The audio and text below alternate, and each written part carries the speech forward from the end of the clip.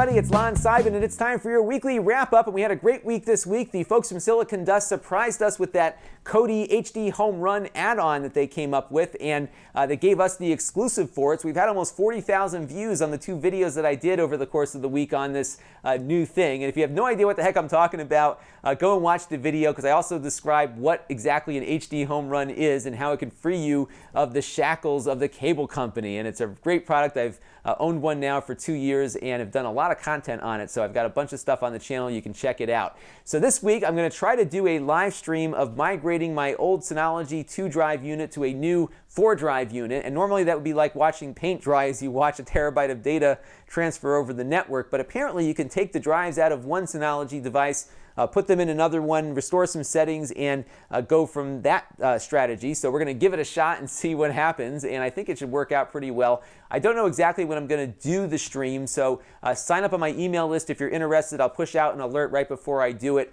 or you can just be browsing YouTube one evening and see that I pop up live, and that's likely what I'll be doing. I expect it to take about an hour or two, and then I'm going to try to cut down that live stream video into something more digestible as a little how-to video, because I'm interested to see how this works. Normally the process is to copy data versus just pulling the drives out and popping them in a new device, but there is a process, so we're going to try to follow it and see what happens. We're going to take a look at the Elgato HD60 again. I reviewed that in detail a few months ago, but now they've made some software changes, so we'll see if those things have improved a little bit. I've always liked the hardware. The software wasn't doing it for me on my initial review, so we'll see if my mind has changed, so stay tuned for that. I also got this great little adapter from IcyDock, and if you recall, they make adapters of all kinds, really, but this one converts a SSD into a full-size 5.25-inch hard drive that you would normally put into a desktop computer or some kind of drive enclosure. So you take that SATA SSD, stick it in this thing, and then you've got essentially a 5.25-inch drive. And what's nice about this one is it's a new design that doesn't require any tools, and it's a lot easier to work with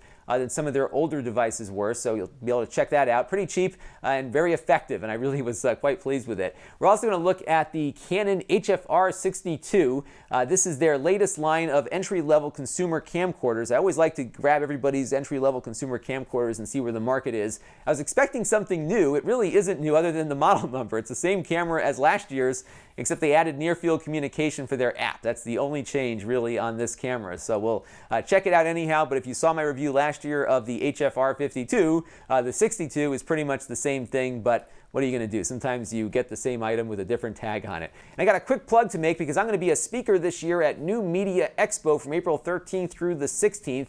I am moderating a panel on how to grow your YouTube channel, and I'm really looking forward to it. I've been to New Media Expo the last 2 years. This is the third year I'll be going, so it really lines up with how long I've been doing this YouTube channel seriously for, and I've learned so much there because it's really good group therapy, if nothing else, because if you are an independent content creator, you'll be there with hundreds of other people doing exactly the kind of stuff that you're doing, maybe in different niches, and it's really just a great place to learn, even outside of the sessions. Just when you sit down and have lunch with somebody who's got a YouTube channel or a podcast that they're growing, you can really kind of compare notes and learn some best practices. So I got a coupon code. This is not an affiliate link or anything. It's just a way to get some money knocked off the price of your ticket. If you go to LSeidman20 when you go to checkout on your admission ticket, they'll take $100 off the price. So really helpful way to get your foot in the door at New Media Expo for a little bit less money. It's also linked up with the NAB show, which is the National Association of Broadcasters, and that's where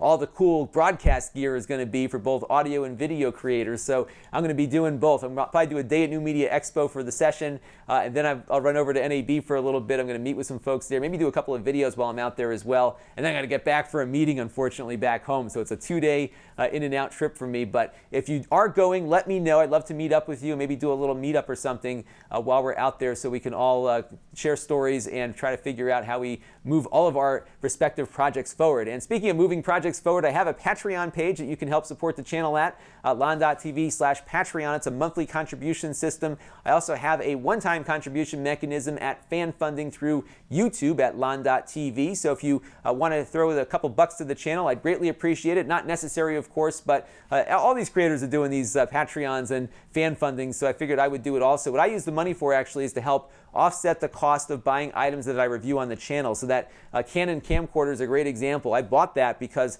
a lot of manufacturers don't often like to really promote their low-end products, believe it or not, because they really want people focused in on more of the mid-tier. So they often don't have loaners available for the inexpensive stuff. So I usually go out and buy those things, review them, and then resell them. So I lose a little bit on the transaction there. Also, before I go, I want to remind you about my audio versions of the interviews that I do. So you can find it on iTunes and all the other major podcatchers.